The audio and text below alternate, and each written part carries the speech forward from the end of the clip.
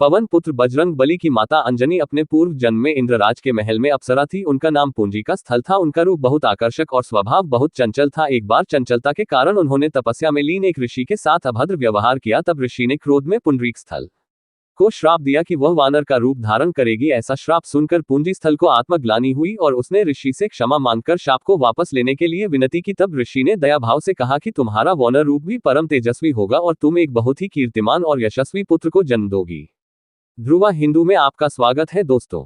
आइए आज की कड़ी में जानते हैं बजरंगबली की मां अंजनी के पूर्व जन्म की विस्तृत कथा के साथ ही हम आपको बताएंगे कि बजरंगबली का जन्म किस प्रकार हुआ और क्यों उनको वानर रूप मिला। तपस्या में लीन ऋषि से श्राप मिलने के पश्चात एक दिन पूंजी का स्थल से इंद्रदेव ने मनचाहा वरदान मांगने के लिए कहा। तब पुंडरीक स्थल ने इंद्रदेव से आग्रह किया कि यदि संभव हो तो वो उसे ऋषि द्वारा दिए गए शाप से मुक्ति प्रदान करें। इंद्रदेव के पूछे जाने पर पूंजी स्थल ने बताया कि मुझे प्रतीत हुआ कि वह ऋषि एक वानर है और मैंने उन ऋषि पर फल फेंकना शुरू कर दिए, परंतु वह कोई साधारण वानर नहीं परंतु परम तपस्वी साधु थे। मेरे द्वारा तपस्या भंग होने के कारण उन्होंने मुझे श्राप दिया कि जब भी मुझे किसी से प्रेम होगा तब मैं वानर का रूप धारण कर लूंगी। मेरा ऐसा रूप होने के बाद भी उस व्यक्ति का प्रेम मेरे प्रति कम नहीं होगा। इंद्रदेव ने पूरा वृतांत सुनने के बाद कहा कि तुम्हें धरती पर जाकर निवास करना होगा। वहां तुम्हें एक राजकुमार से प्रेम होगा जो तुम्हारा पति बनेगा। विवाह के पश्चात तुम शिव के अवतार को जन्म दोगी और इसके पश्चात तुम्हें श्राप से मुक्ति मिल जाएगी।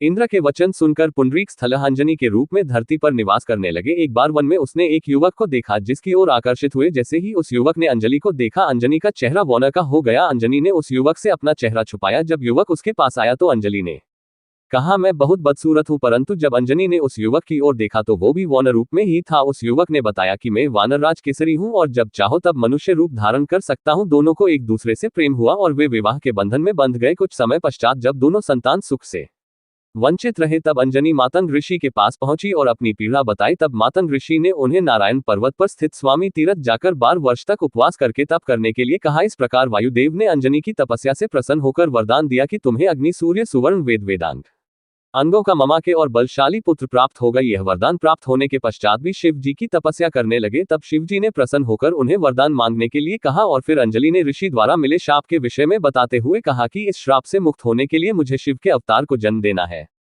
इसलिए हे महादेव कृपया आप बाल रूप में मेरे गर्भ से जन्म लीजिए। शिव जी ने अंजनी को आशीर्वाद दिया और उनके गर्भ से बजरंगबली के रूप में जन्म लिया। अंजनी पुत्र होने के कारण हनुमान जी को अंजनी पुत्र भी कहा जाता है। और दोस्तों यहाँ पर समाप्त करते हैं हम आज की कड़ी। आशा करता हूँ आपको ये जानकारी पसंद आए। अपने लाइक्स कमेंट्स और शेयर से अपनी राय हम तक जरूर पहुंचाएं। नमस्कार।